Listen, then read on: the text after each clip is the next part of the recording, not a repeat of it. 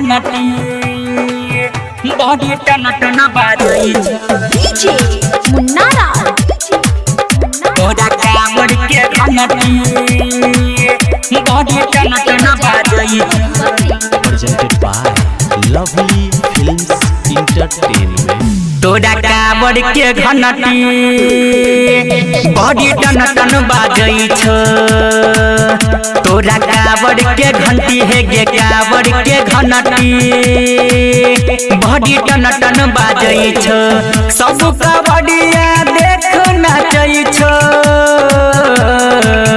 तोरा कांवर के घंटी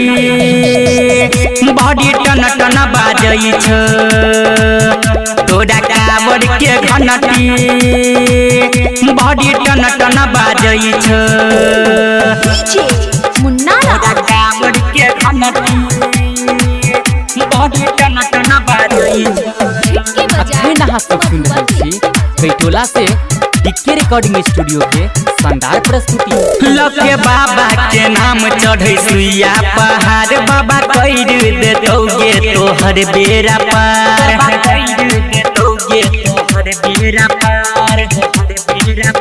लके बाबा के नाम चढ़े सुइया पहाड़ बाबा कइर देतौगे तोहर बेरा पार बाबा के महिमा छै महान लगा ले ओकरे पर ध्यान दुख भजे तो पूरा पार बाबा के महिमा छै अपार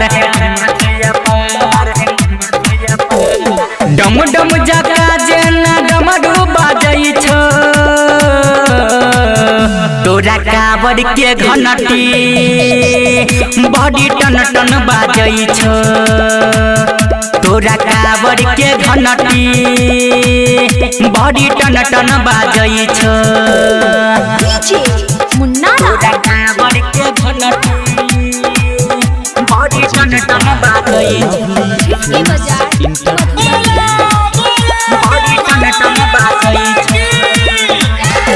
के सावन सोमवारी जय है बाबा दुआरी नाम हुनके छै शंभु भोला त्रिपुरारी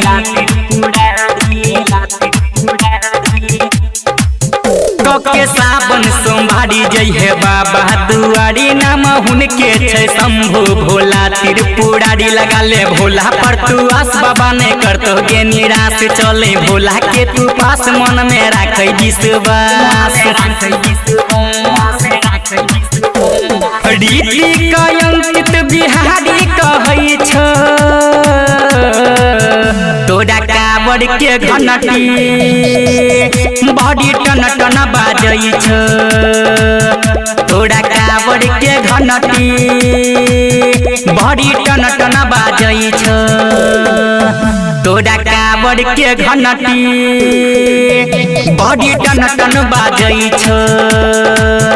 तोरा कांवर के घंटी है गे कांवर के घंटी बॉडी टन टन बाजई